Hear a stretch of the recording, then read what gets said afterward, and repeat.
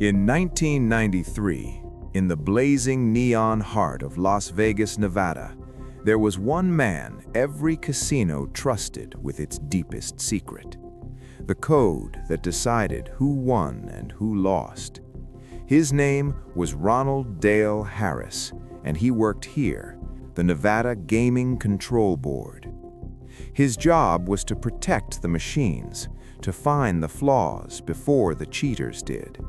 He was an expert on the EEPROM, the silicone brain of every slot machine in the state. He knew every line of code by heart. Harris was very, very good at his job, but that was the problem.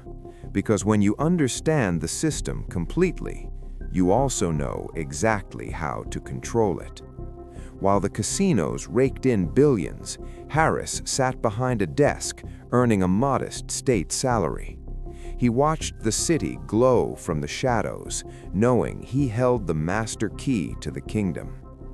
With full access to the source code, Harris discovered a flaw, a way to make certain machines pay out on command. The man hired to protect the casinos had finally found a way to beat them at their own game. From the neon lights of the Strip to the dark corners of Reno, the plan was set in motion.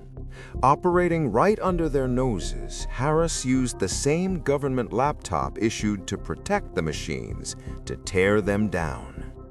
Inside this terminal, he wrote a ghost in the code, a hidden command buried deep within the software. He wasn't just fixing chips anymore. He was reprogramming the very DNA of the casino's house edge. When his accomplices inserted coins in a precise sequence he had chosen, the machine would surrender. On his command, it would pay out a jackpot. With surgical precision, he hit at least 30 machines across Las Vegas, Reno, and Lake Tahoe. The numbers didn't add up for the casinos, but they added up perfectly for Ronald. His ex-wife collected at Fitzgerald's, a friend at the Crystal Bay Club.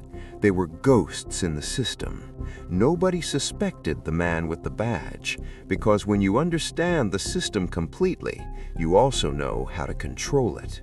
The man hired to protect the casinos had found the ultimate way to beat them at their own game. By late 1994, Harris had evolved far beyond the neon lights of the Vegas Strip. He was no longer a mere technician at the control board.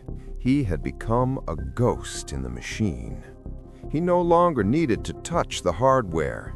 He had finally cracked the random number generator, the code that decided every outcome. Looking at a chip, he didn't see silicon, he saw the future. On January 14, 1995, his accomplice, Reed McNeil, walked into Bally's Park Place and bought 10 Keno tickets.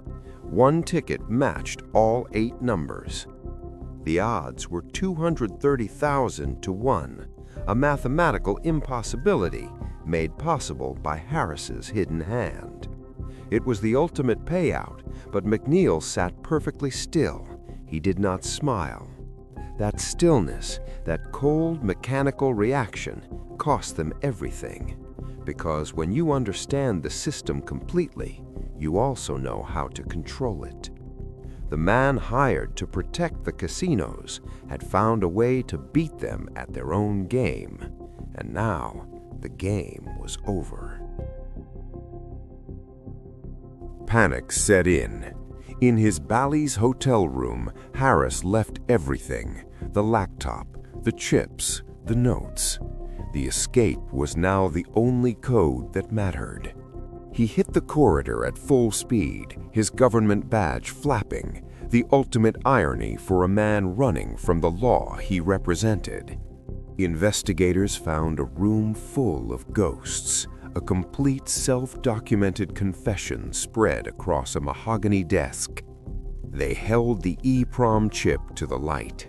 It wasn't just hardware, it was the smoking gun that proved the betrayal. At McCarran Airport, the math finally ran out. 2 investigators, 1 gate, and a calculation that reached 0. Harris stood with quiet resignation. He didn't run. He was a man who knew this payout was inevitable. Back at the board, the dots were connected. Chips matched jackpots. Every line of code was a fingerprint. 24 rigged jackpots appeared across the map, all tied back to one central point, the NGCB. The news broke. A gaming agent arrested for fraud.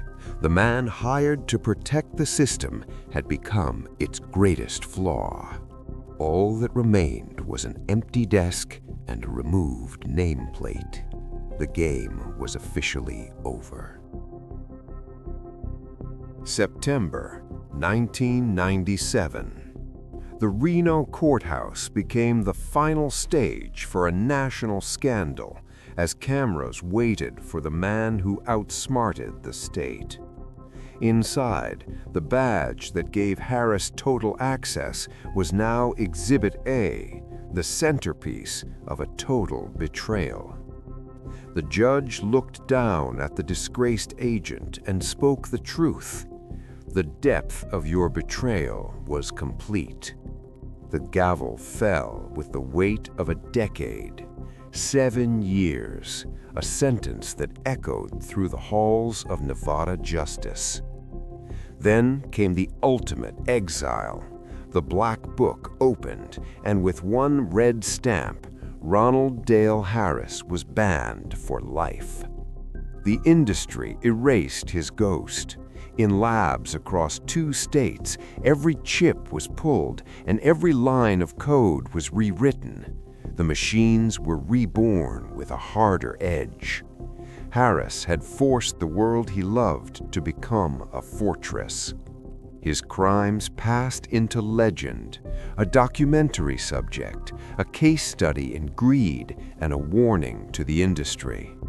Today, the man who knew the system's deepest secrets stands on the outside, barred from his own creation. The city glows brighter than ever, fueled by machines that no longer answer to him. The game is over.